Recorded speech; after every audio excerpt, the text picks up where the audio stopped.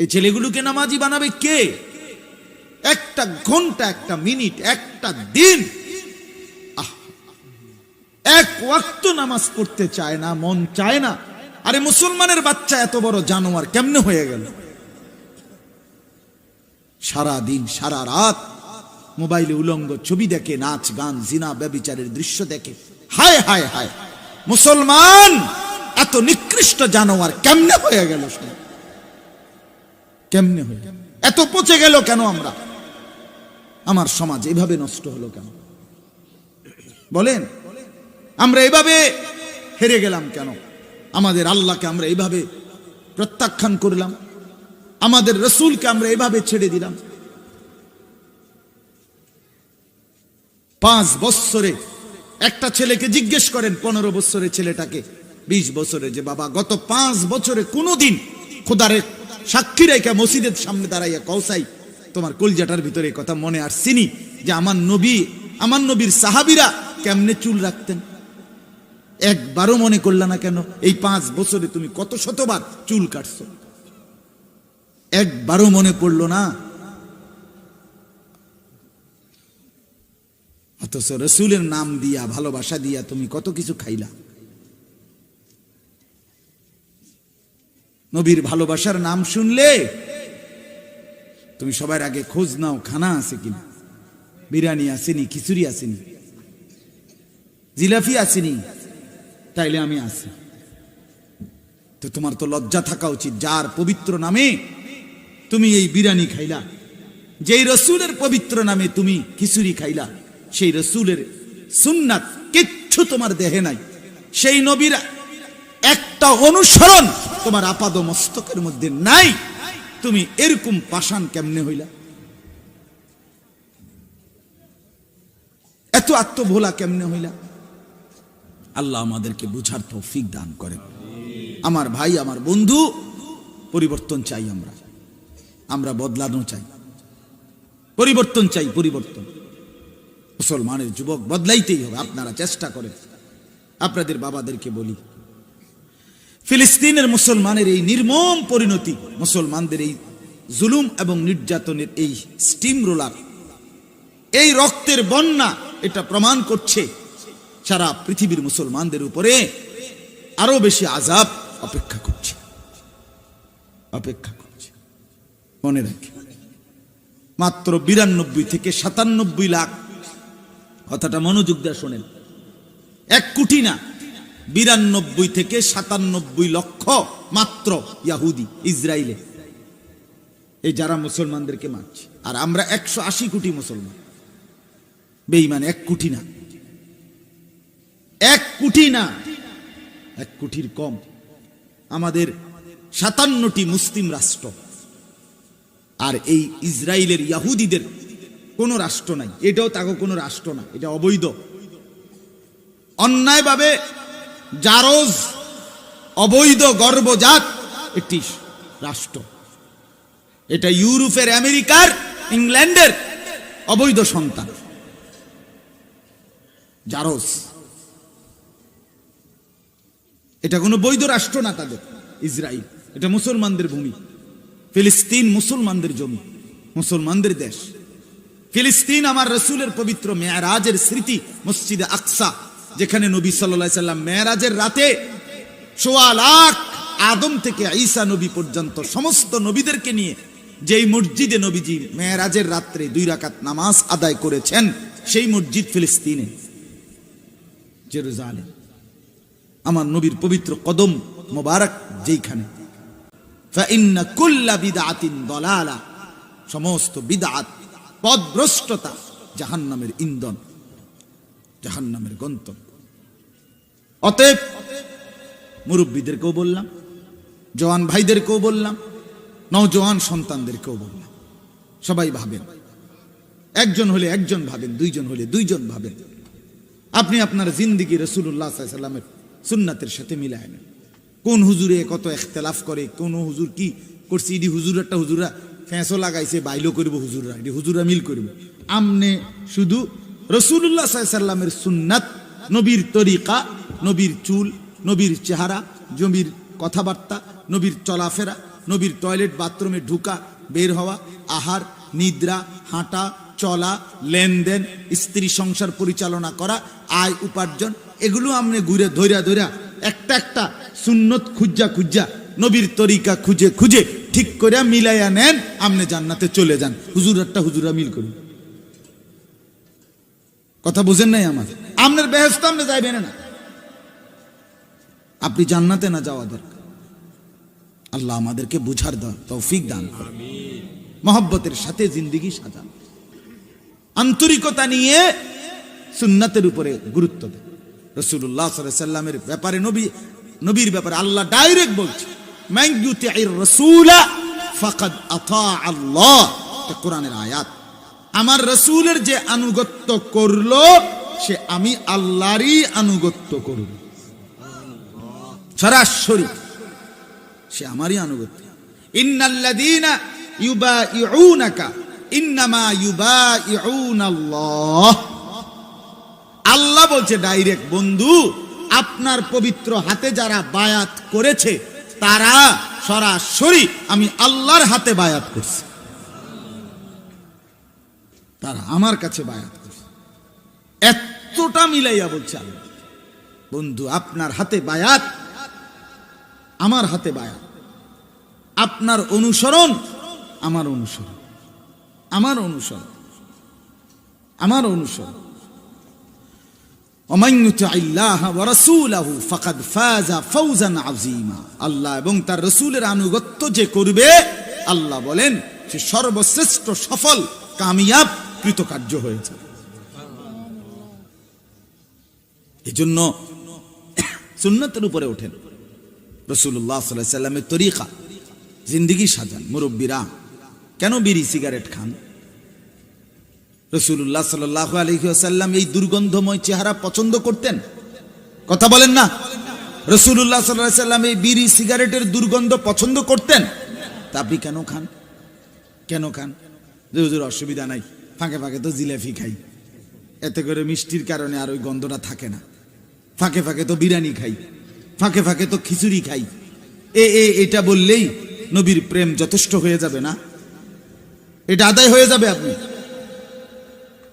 আল্লাহ আমাদেরকে বুঝার তৌফিক দান করেন। এজন্য দয়া করে যুবক ভাই তোমাদেরকেও বললাম, আমার অনুরোধ ভাইয়া, প্রতিদিন বলি আমি, তোমরাও আলহামদুলিল্লাহ আমাদের মহব্বতের সন্তান, তোমরা আমাদেরই ছোট ভাই, তোমাদের হাতে আগামী প্রজন্ম। তোমরা যদি চরিত্রবান না হও, বিশ্বাস করো দোস্ত, আগামী 20 বছর পরে, আগামী 30 বছর পরে তোমরা এই সমাজটা দেখবা একবারে লন্ডভন্ড হয়ে গেছে, লন্ডভন্ড হয়ে গেছে। বন্ধু আমার, নিজেরও বরবাদ করো না, পরবর্তী জেনারেশনকে শেষ করে দিও না।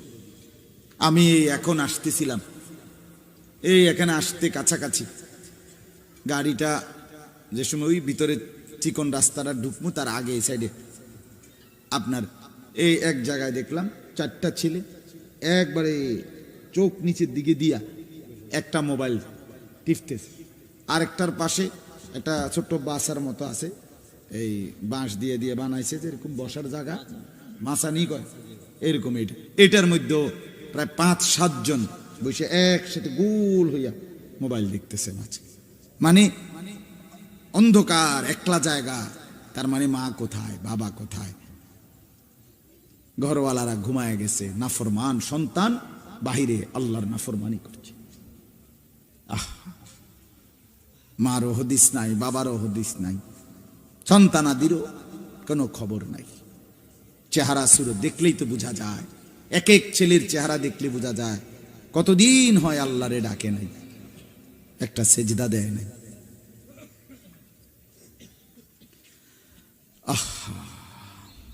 অথচ মা আছে, বাবা আছে, চারিদিকে মসজিদ আছে, মাদ্রাসা আছে, ওলামায়ে কেরাম আছে, ইমাম সাহেব আছে, দাদা দাদি, চাচা মামা ফুফা, কত মানুষ আছে। এতগুলো মানুষের চোখের সামনে এত বড় নাফরমান কেমনে ঘুমায়, কেমনে বড় হয়, কেমনে হাঁটে, কেমনে চলে? চিন্তা করে দেখেন, এটা ভাবার বিষয়। এজন্য আমি অনুরোধ করলাম, আমার অনুভূতি আমি বললাম, আমার ফিকির আমি বললাম, আমি কয়েকদিন, আপনারা সবাই জানেন ফিলিস্তিনের মধ্যে মুসলমানের মজলুমের কাহিনী। এটা শুধু গল্প না, বাস্তবতা। প্রায় 20,000-এর চাইতে কাছাকাছি মুসলমান মাত্র 48 দিনে শহীদ হয়েছে, রক্তে লাল হয়ে গেছে, মায়ের পবিত্র রক্তে জমিন ভেসে গেছে। প্রায় 8,000-এর মতো বাচ্চা, মাসুম বাচ্চা, ছোট ছোট বাচ্চা শাহাদাত বরণ করছে। 7 লাখ শিশু যারা ঘর হারা, মা হারা, বাবা হারা, সর্বহারা। এটা পত্রিকার রিপোর্ট। 7 লক্ষ বাচ্চা যারা জানে না তাদের মা কোথায়, আগামী ভবিষ্যৎ কোথায় আশ্রয় দিবে। 23 লক্ষ মুসলমানের ঘর বাড়ি, বসত ভিটা কিচ্ছু নাই, কিচ্ছু নাই। একটা ভিটা মাটি, একটা মাটির ঘর, কুড়ের ঘর মাটির উপরে নাই। কোথায় তাদের বিল্ডিং, কোথায় তাদের ঘর, কোথায় তাদের ব্যাংক ব্যালেন্স, কোথায় তাদের ফার্নিচার, কোথায় আসবাবপত্র, কোথায় খাট পালং, কোথায় সেগুলো হারিয়ে, কিচ্ছু নেই। তাইলে বাপ, মুসলমানদের উপরে যদি এত জুলুম, এত নির্যাতন, এত রক্তাক্ত মা, বোন, নারী, শিশুর অবস্থা দেখার পরে আমরা মুসলমানদের ছেলেদের, আমাদের বোনদের, আমাদের বাবাদের কোন দিন হুঁশ আসবে যে আল্লাহকে ডাকা দরকার? মানে আর কি দেখলে? আমার ভাই, একটা ছেলে দাঁড়াইয়া বলো, বেনামাজি ছেলে, আজকে যে 5 ওয়াক্ত নামাজ, একটা ওয়াক্ত নামাজ পড়ো নাই, আমার ভাইয়া তুই আল্লাহর দোহায় দাঁড়াস না ভাই, তুই একটা বার বল, মুসলমানের আর কি পরিমাণ রক্ত দেখলে, মা বোনের কি পরিমাণ কষ্ট দেখলে, মুসলমানের মাসুম বাচ্চার আর কি পরিমাণ রক্তে ভাসলে তুমি আল্লাহকে ডাকবা? বলো বলো। ধাক্কা ধাক্কি করবার টাইম কই বাপ?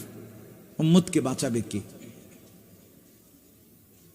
রাসূলুল্লাহ সাল্লাল্লাহু আলাইহি ওয়াসাল্লামের এই পেয়ারা উম্মতকে কে বাঁচাবে? কে ফিরাবে এদেরকে? কে ফিরাবে? এই ছেলেগুলোকে নামাজি বানাবে কে? একটা ঘন্টা, একটা মিনিট, একটা দিন এক ওয়াক্ত নামাজ পড়তে চায় না, মন চায় না। আরে মুসলমানের বাচ্চা এত বড় জানোয়ার কেমনে হয়ে গেল? সারা দিন সারা রাত মোবাইলে উলঙ্গ ছবি দেখে, নাচ গান, জিনা ব্যভিচারের দৃশ্য দেখে। হায় হায় হায়, মুসলমান এত নিকৃষ্ট জানোয়ার কেমনে হয়ে গেল? কেমনে হয়ে গেল? এত পচে গেল কেন আমরা? আমার সমাজ এভাবে নষ্ট হলো কেন? বলেন, আমরা এভাবে হেরে গেলাম কেন?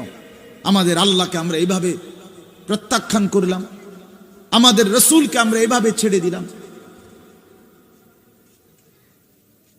5 বছরে একটা ছেলেকে জিজ্ঞেস করেন, 15 বছরের ছেলেটাকে, 20 বছরে, যে বাবা গত 5 বছরে কোনদিন খোদারে সাক্ষী রেখে মসজিদের সামনে দাঁড়াইয়া কওসাই তোমার কলজাটার ভিতরে কথা মনে আসছিনি যে আমার নবী, আমার নবীর সাহাবীরা কেমনে চুল রাখতেন? একবারও মনে করলা না কেন? এই 5 বছরে তুমি কত শতবার চুল কাটছো, একবারও মনে পড়লো না? অথচ রসুলের নাম দিয়া, ভালোবাসা দিয়া তুমি কত কিছু খাইলা। নবীর ভালোবাসার নাম শুনলে তুমি সবার আগে খোঁজ নাও, খানা আছে কিনা, বিরিয়ানি আসেনি, খিচুড়ি আসেনি, জিলাপি আসেনি, তাইলে আমি আসি।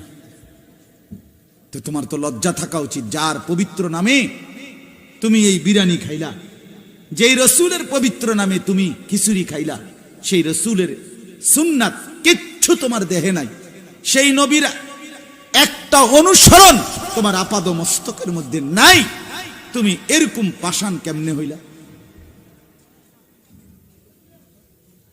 এত আত্মভোলা কেমনে হইলা? আল্লাহ আমাদেরকে বুঝার তৌফিক দান করেন। আমার ভাই, আমার বন্ধু, পরিবর্তন চাই আমরা, আমরা বদলানো চাই, পরিবর্তন চাই, পরিবর্তন।